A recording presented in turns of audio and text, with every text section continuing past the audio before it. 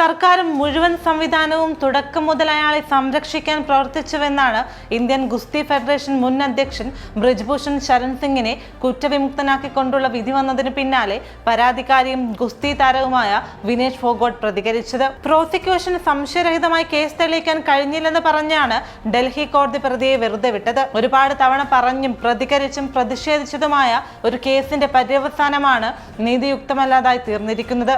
കേസിന്റെ തുടക്കം മുതൽ ഇന്ത്യൻ റെസ്ലിംഗ് ഫെഡറേഷൻ മുൻ അധ്യക്ഷൻ ബ്രിജ്ഭൂഷൺ സിംഗിനുണ്ടായിരുന്ന രാഷ്ട്രീയ പിൻബലം വളരെ വ്യക്തമായിരുന്നു.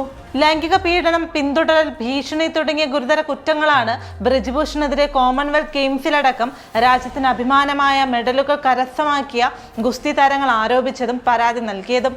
തുടക്കത്തിൽ ഡൽഹി പോലീസ് FIR രജിസ്റ്റർ ചെയ്യാൻ തയ്യാറായിരുന്നില്ല. തുടർന്ന് ഗുസ്തി താരങ്ങൾ 2023 രാജ്യവ്യാപക പ്രതിഷേധങ്ങൾ നടത്തി. ഇതിന് പിന്നാലെയാണ് 6 വനിതാ റെസ്ലർമാരുടെ പരാതിക്ക് പുറമെ പ്രായപൂർത്തിയാകാത്ത പെൺകുട്ടിയുടെ പരാതിയിൽ പോസ്കോ നിയമപ്രകാരവും കേസെടുത്തത്. എന്നാൽ പ്രായപൂർത്തിയാകാത്ത പെൺകുട്ടിയുടെ കുടുംബം പരാതി പിൻവലിച്ചത് വിധിയെ സാരമായി സ്വാധീനിച്ചു.